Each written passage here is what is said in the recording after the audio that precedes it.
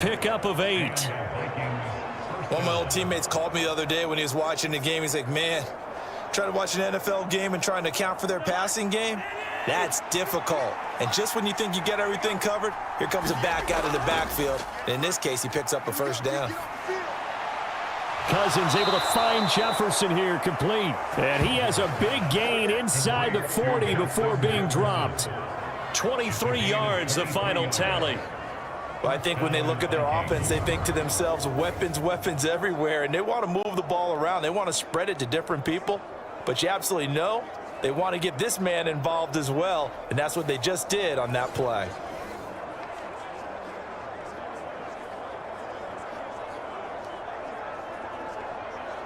So a 1st and 10 now in Houston territory at the 39-yard line.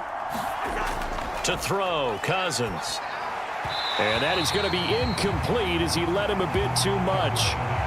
Well, they've been back on their heels a little bit here on this drive, but a chance to exhale just a little bit there with incompletion on first down. Now they have to gear up, try and get 2 more stops, and escape this drive.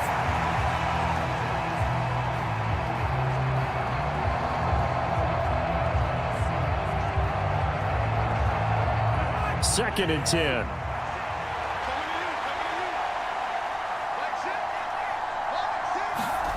They'll throw again. Cousins. Going underneath, he's got Hockenson.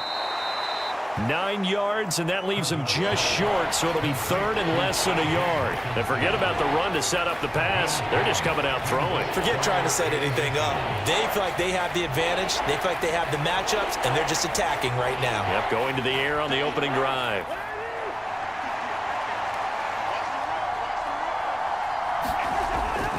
They'll try to get it on the ground with Madison. And he's going to get the first down as they bring him down at the 23. It's a pickup of 6 and good enough to move the chains.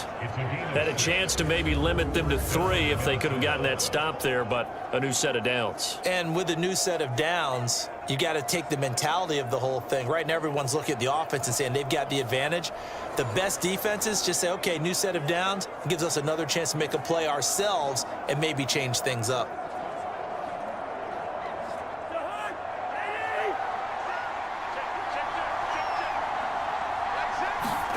First down, here's Cousins. Open man, he's got him, the tight end Hockenson. And the result here, a pickup of 8. Leaves him with 2 to go on 2nd down. And the pocket's been protected pretty good here so far in the opening drive. We always talk about confidence in runners and catchers and quarterbacks. How about the protection detail? They're not allowing anyone near the guy throwing the football. 2 yards to go, 2nd down.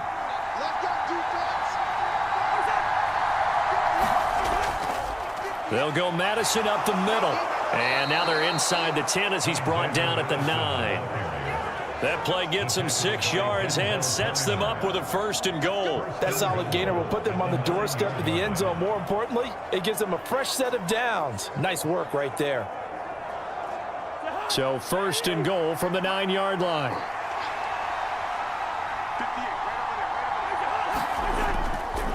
Going to run with Madison again.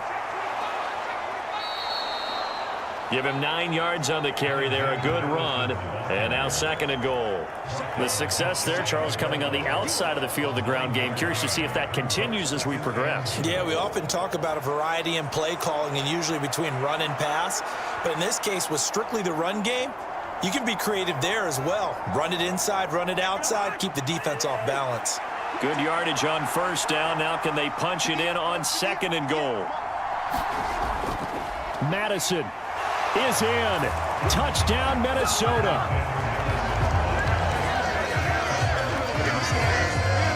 First quarter, maybe too early to talk about statement drives, Charles, but that sure seemed like a statement drive right there.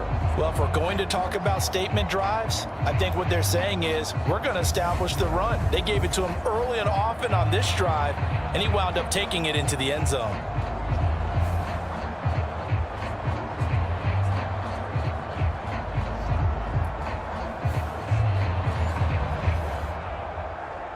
Greg Joseph on for the extra point.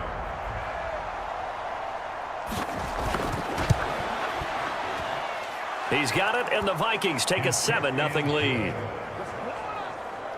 A 10-play drive that time. And it was capped off by a touchdown scamper from Alexander Madison.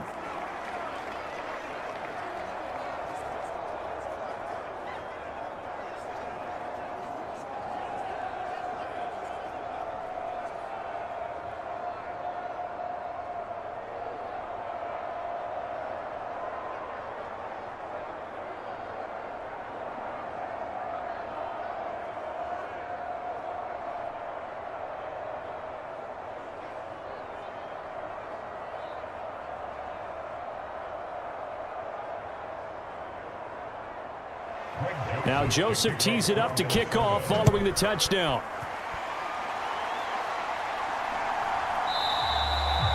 And he'll elect not to return this one, so they'll bring it out to the 25 on the touchback. So out come the Texans for their opening drive. And leading them out there, we get a look at their 6'3" quarterback. For every rookie prospect, there are always nerves involved in this moment. Running your team out to start a game. But there's a reason they brought him in. We're willing to make him their starter today. They believe he can overcome those nerves and lead his team to a victory.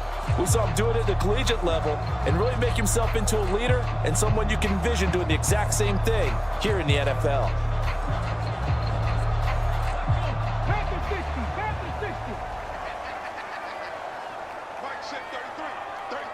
They'll send a receiver here in motion right.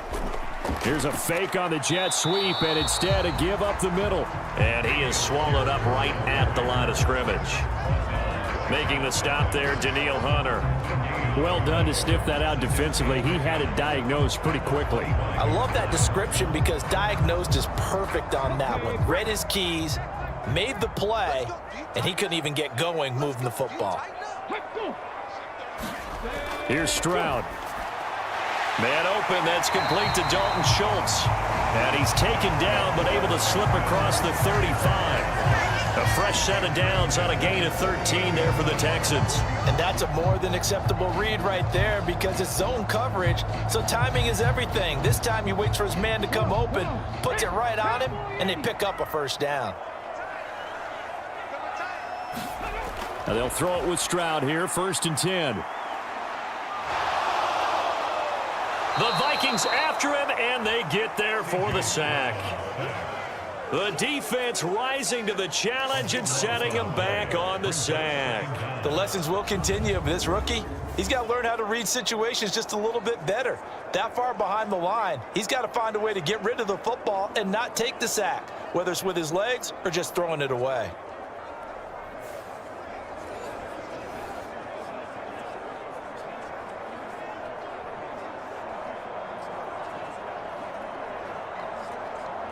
Now then, after the sack, it'll be interesting to see what they have planned for 2nd and 23.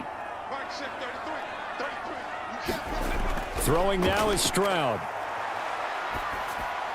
He finds his target. It's Schultz. It's a pickup of 12, and that'll set up a 3rd down. And there's a completion to the tight end. And look at the size of these players nowadays. At that spot, 6'4", 6'5", and up.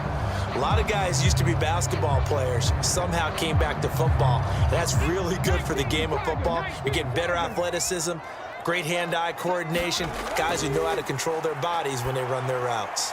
Got a man, it's Brown. And he can only get this to the 42-yard line, and that is not near enough.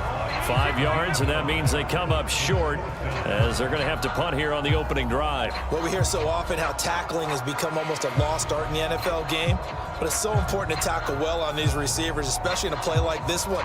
3rd down, they gave him the underneath stuff. You got to go up and make the tackle right away.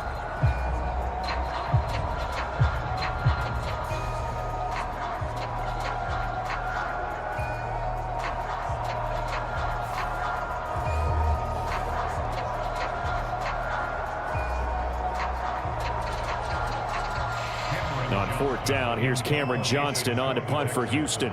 Brandon Powell deep for Minnesota.